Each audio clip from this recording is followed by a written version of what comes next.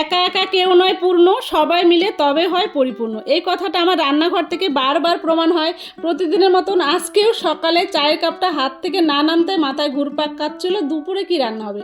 শুরু করে দিলাম রান্না বান্না। প্রথমে কড়াই তেল গরম করে তেজপাতা, শুকনো লঙ্কা, কাঁচা লঙ্কা আর পাঁচফোড়ন, এই মশলাগুলো একসঙ্গে যখন মিলেমিশে গন্ধ ছড়িয়ে দিল, তখন আমি আগে থেকে মেখে রাখা লবণ হলুদ দিয়ে মাছের মাথাটা দিই। মাছের মাথাটা ভাজা হয়ে গেলে আগে থেকে কেটে রাখা সবজি আলু, সিম, গাজর, বরবটি, পেঁয়াজ, ঝিঙে মানে যা যা ছিল আমার ভান্ডারে সব লম্বা লম্বা করে কেটে দিলাম।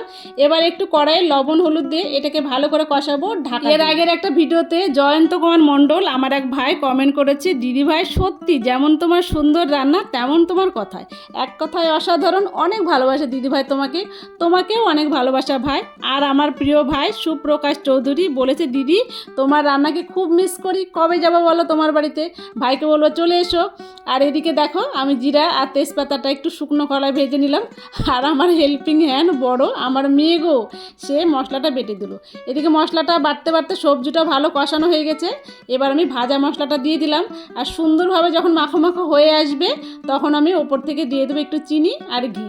ব্যাস, এরপর আমি নামিয়ে নিয়ে পরিবেশন করব। আমার রান্নাগুলো যেমন সহজ তেমন আমি ভালোবেসে করি। তোমাদেরও যদি ভালো লেগে থাকে পাশে থেকেও ভালোবাসা দিও। Thank you.